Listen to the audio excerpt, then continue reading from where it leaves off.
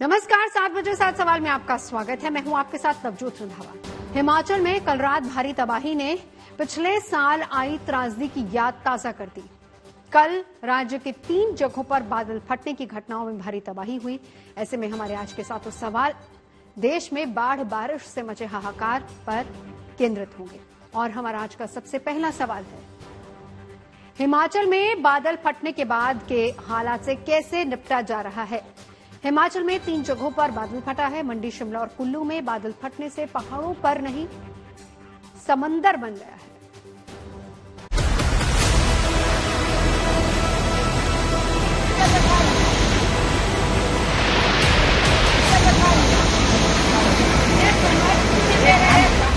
हिमाचल प्रदेश में आसमान से आफत बरसी है। इस पहाड़ी राज्य में 3 जगहों पर बादल फटा है। बादल फटने के बाद पहाड़ों पर सैलाब से हाहाकार मच गया है। यहाँ उफनती नदियों ने रौद्र रूप धारण करके भयानक तबाही मचाई है। ये 3 तस्वीरें मंडी, कुल्लू और शिमला की हैं। इन तीनों जगहों पर बादल फटने के बाद भारी तबाही हुई है। सबसे ज्यादा तबाही मंडी में हुई है। मंडी में बादल फटने से 2 लोगों की मौत हो गई है और 10 से ज्यादा लोग लापता हैं। इसी तरह से शिमला में बादल फटने से भारी नुकसान हुआ है। यहाँ बादल फटने के बाद आई सैलाब में 30 से ज्यादा लोग अभी भी लापता हैं। कुल्लू में भी बादल फटने की घटना घटी है। इसके बाद कई सड़कों को भारी नुकसान पहुंचा है। मंडी में बादल फटने के बाद भयंकर तबाही मची है। बादल फटने के बाद ब्यास नदी पहाड़ों पर समंदर की तरह बह रही है। नदी के रौद्र रूप धारण कर लेने की वजह से मंडी इलाके में भारी नुकसान हुआ है। बादल फटने से हिमाचल प्रदेश में भारी तबाही हुई है। हम इस वक्त मंडी में मौजूद हैं और आप देख सकते हैं कि ब्यास नदी किस तरह जो है वो उफान पर है। ये वही ब्यास नदी है जिसने पीछे कुछ एरियाज में नुकसान भी किया है, हाईवेज को भी तोड़ा है क्योंकि उफान पे। मंडी जिला के पद्धर उपमंडल के तहत आने वाली ग्राम पंचायत धर्मच्यान के रामबन गांव में बीती रात बादल फटने के कारण 2 लोगों की मौत हो गई है और 10 से ज्यादा लोग अभी तक लापता हैं। लापता लोगों की तलाश की जा रही है। राहत और रेस्क्यू में एनडीआरएफ और एसडीआरएफ के जवानों को भी लगाया गया है, लेकिन दुर्गम इलाकों तक मदद पहुंचाने में आ रही मुश्किल को देखते हुए एयरफोर्स के जवानों को तैयार रहने को कहा गया है। यहाँ जहाँ पे डिप्टी कलेक्टर्स और डिस्ट्रिक्ट्स के लिए बात हो रही है उनके साथ में, और प्रशासन जो है एडमिनिस्ट्रेशन जो है पूरी तरह से चीज़ों को जो है देखरेख कर रहा है। प्रधानमंत्री जी ने खुद निर्णय लिया है और गृह मंत्री जी ने खुद आश्वासन हमें दिया हुआ है कि हम जो रिलीफ फंड है उसको भी एसडीआरएफ, एनडीआरएफ और होम गार्ड्स पुलिस की टीम जो है मोबिलाइज की है रात को इमीडिएटली, और उपायुक्त महोदय अपूर्व देवगन साहब खुद ही मौके पे जो है वो राहत और बचाव कार्य का जायजा ले रहे हैं। वो रात को ही यहाँ से रवाना हो गए हैं और जो है उस लैंडस्लाइड हर जगह थे, तो पीडब्ल्यूडी की सहायता से जो है रोड जो इमीडिएटली जो है वो वहाँ पे खोला गया और हमारी जो टीम्स हैं वो वहाँ पे रेस्क्यू टीम जो वहाँ पे पहुंची हैं और उन्हें राहत बचाव कार्य जो है वो बिल्कुल युद्ध स्तर पर शुरू कर दिया है। शिमला जिले के रामपुर क्षेत्र के समेज खड्ड इलाके में गुरुवार को बादल फटने के बाद आई इस आपदा में 35 से ज्यादा लोग लापता हैं। शिमला की घटना के बाद एसडीआरएफ और एनडीआरएफ की टीम ने मौके पर बचाव और राहत कार्य शुरू कर दिया है। बरसात और बादल फटने की घटना के बाद सड़कों को भी नुकसान पहुंचा है। कुल्लू में भी बादल फटने के बाद तबाही का मंजर है। यहाँ पार्वती नदी उफान पर है। यहाँ पर एक निर्माणाधीन बिल्डिंग नदी में समा गई।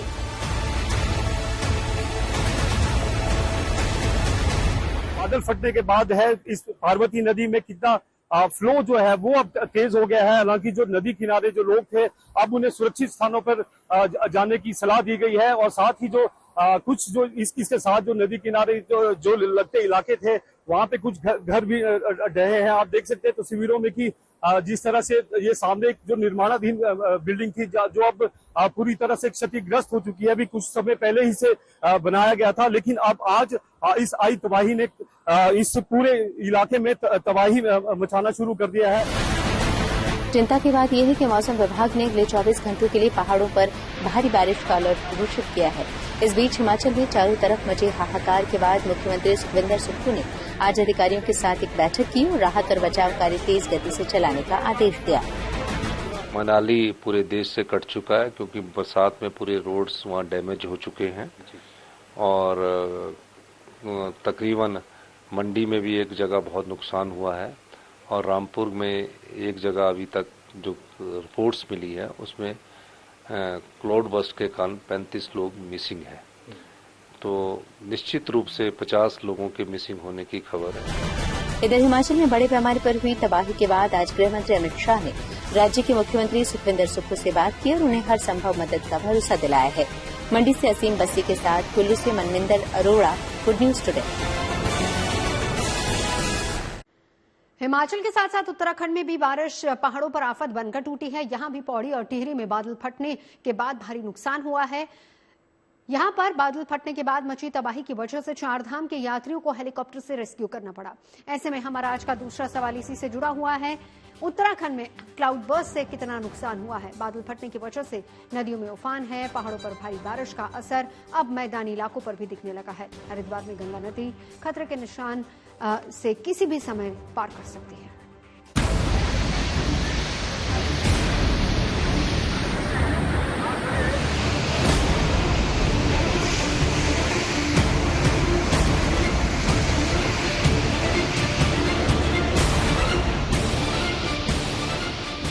हिमाचल के साथ साथ उत्तराखंड के पहाड़ी इलाकों में भारी बारिश आफत बनकर टूटी है।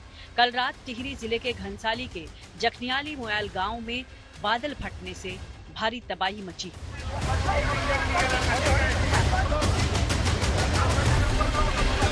बादल फटने के बाद इलाके के कई मकानों को नुकसान पहुंचा है।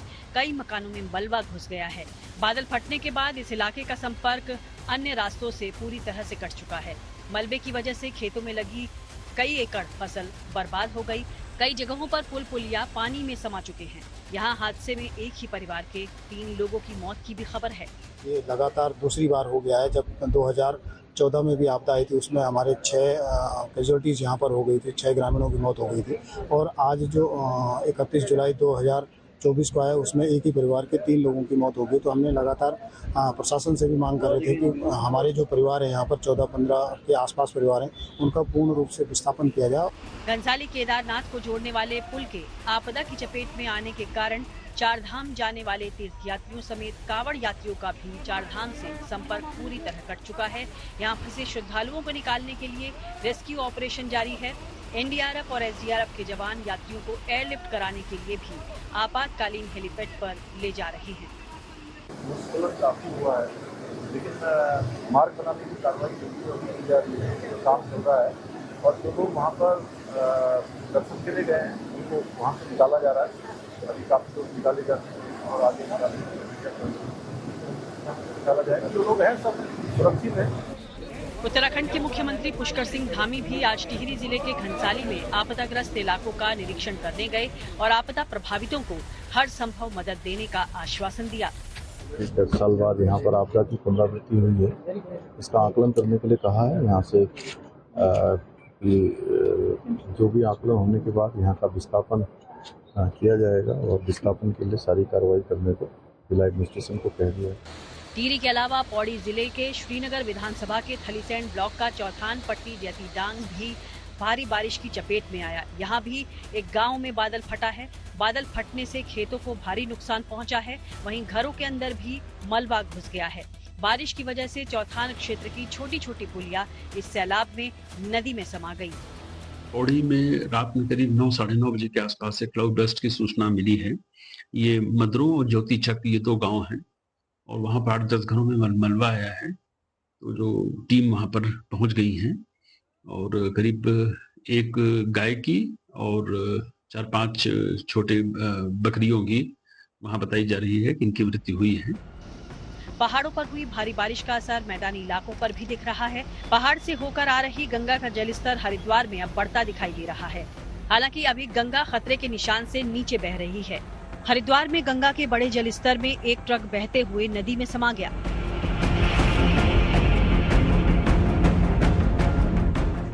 बारिश और बाढ़ से राज्य में हो रही तबाही को देखते हुए उत्तराखंड के मुख्यमंत्री पुष्कर सिंह धामी ने आज अधिकारियों की इमरजेंसी बैठक बुलाई। उन्हें राहत और बचाव कार्य में तेजी लाने की हिदायत दी।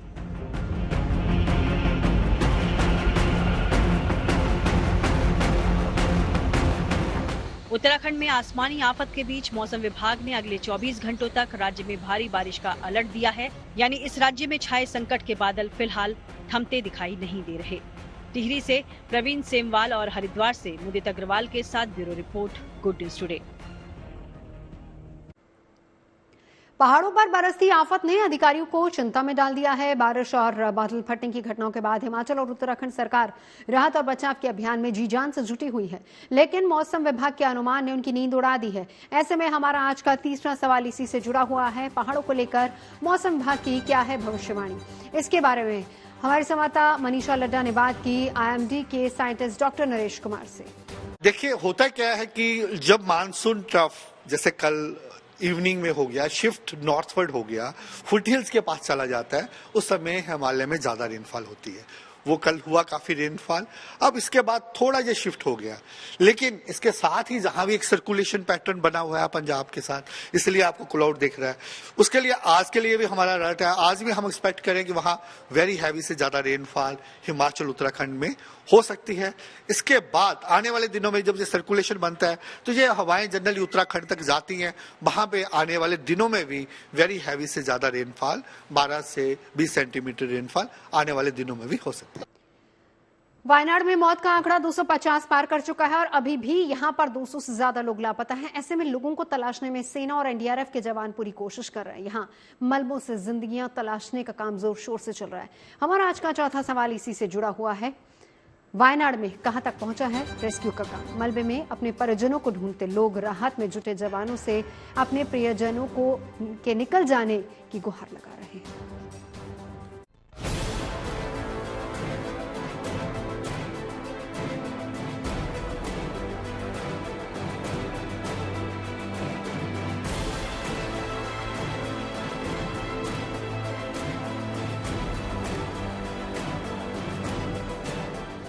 केरल का वायनाड, जो अपने चाय बागानों और खूबसूरत वादियों के लिए मशहूर था, आज उजड़ा नजर आ रहा है। वायनाड में कुदरत के कहर से 4 गांव बह गए। भूस्खलन के बाद वायनाड में चारों तरफ तबाही मची हुई है। तबाह हुए मकान, उफनती नदियां और उखड़ते हुए पेड़ ही नजर आ रहे हैं। तेज बारिश के बाद लैंडस्लाइड में मरने वालों की संख्या 250 से ज्यादा हो गई है, तो वहीं 130 लोग अस्पताल में हैं, जबकि 240 से ज्यादा लोग अभी भी लापता हैं।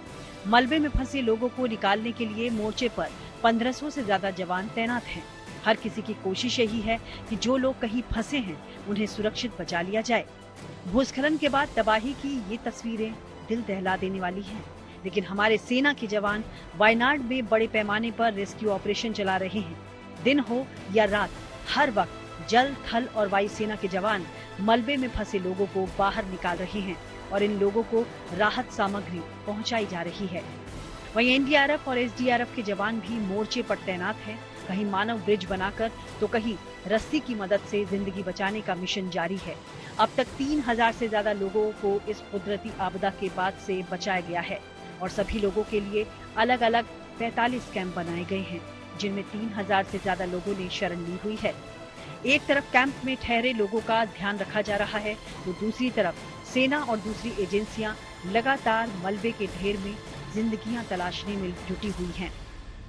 मैं मुंडकई पे पास हूँ। ये एपिक सेंटर है जहाँ पे ये लैंडस्लाइड हुआ। आप देख सकते हैं कपड़ा, शूज, प्लेट्स, गैस स्टोव, सब कुछ इधर पड़ा हुआ है। मकसद यही है कि ज्यादा से ज्यादा लोगों तक मदद पहुंचाई जा सके, इसलिए इसे जिंदगी बचाने का महा मिशन कहा जा रहा है। वहाँ पे 4 टीमें हमारी ऑपरेट कर रही हैं और वहाँ पे जैसे कि ऐसी सिचुएशन में होता है, ब्रिज जब वो पास टूट गया तो जो वहाँ पे एक गांव है मुंडकई, तो उससे कनेक्टिविटी बिल्कुल कट गई। हमारे जो रेस्क्यूअर्स हैं उन्होंने बहुत मेहनत की, बहुत हिम्मत दिखाई और वहाँ पे वो कनेक्ट एस्टैब्लिश किया। वायनाड में कुदरती तबाही ने कई परिवारों को उजाड़ दिया है। कई ऐसे परिवार हैं जिनकी खुशियां मलबे में दफन हो गई हैं।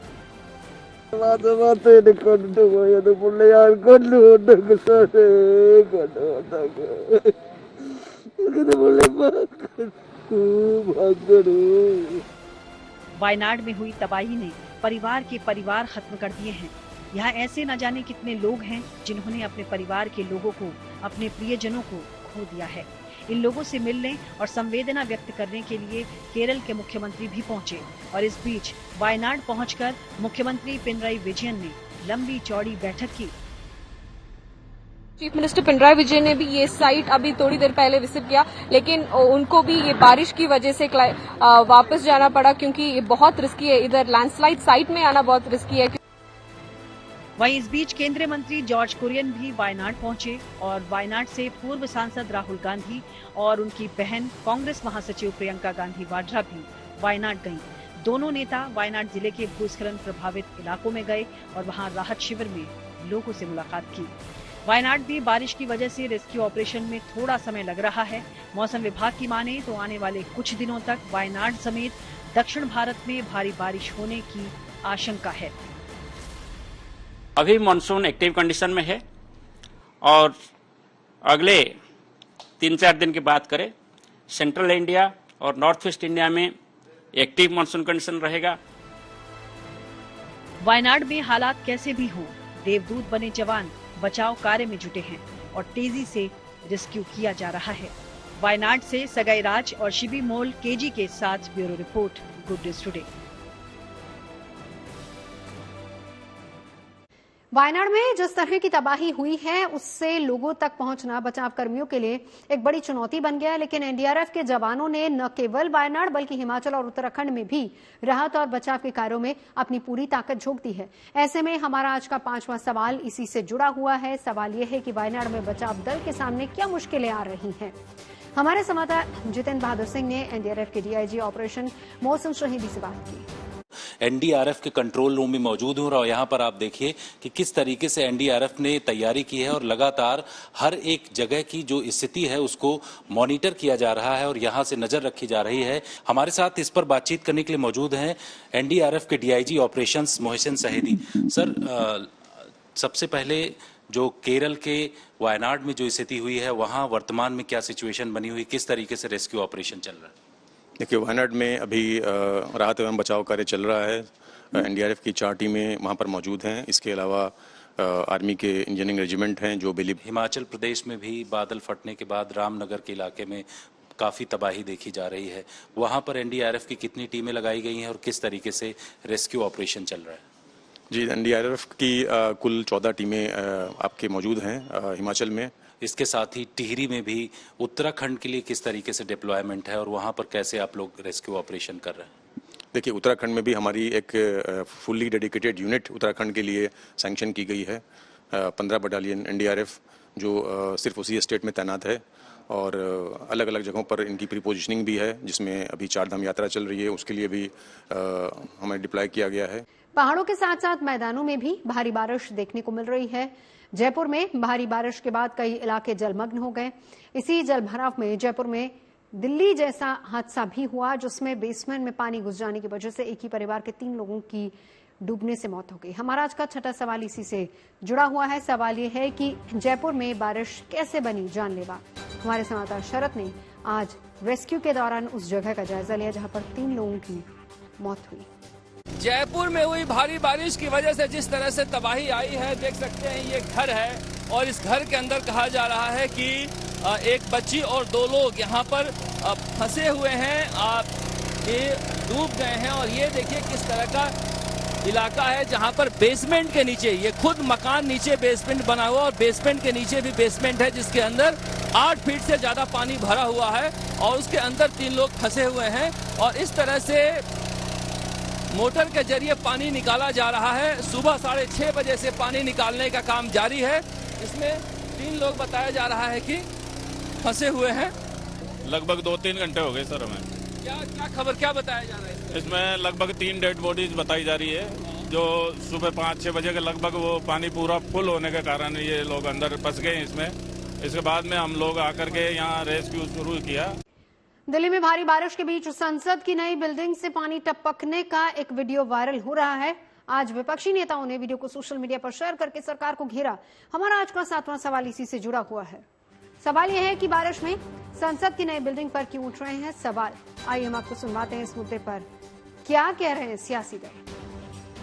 इस नए भवन में पोर्टिको नहीं बनाया गया है जो सांसदों के निकलने का द्वार है, जबकि दूसरे गेट पर जिससे प्रधानमंत्री जी या उपराष्ट्रपति जी जाते हैं उस पर पोर्टिको है।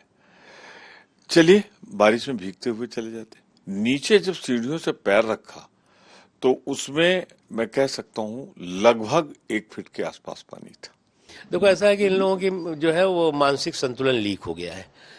अब अगर मानसिक संतुलन इनका कुछ लोगों का लीक हो जाए तो वो इसी तरह के जो है वो मनगढ़ंत झूठे अनर्गल बातें करेंगे। देखिए ऐसा है कि ये एक लीक सरकार बन गई है। बाहर पेपर लीक होता है, अंदर संसद लीक होती है। इसके पीछे का कारण क्या है? क्या कारण है कि राजकोट का एयरपोर्ट, दिल्ली का एयरपोर्ट, जबलपुर का एयरपोर्ट, ये प्राकृतिक प्रकोप है। इस बार वर्षा ने कई स्थानों पर इतना कहर ढाया है कि पहाड़ धसक रहे हैं, नदियां उफान पर हैं, गांव के गांव बह गए हैं और उसी का असर हमारी संसद पर और हमारे एयरपोर्ट पर भी पड़ा है। 7 बजे 7 सवाल में अभी के लिए बस इतना ही। देश और दुनिया की तमाम अच्छी खबरों के लिए आप देखते रहिए गुड न्यूज टुडे।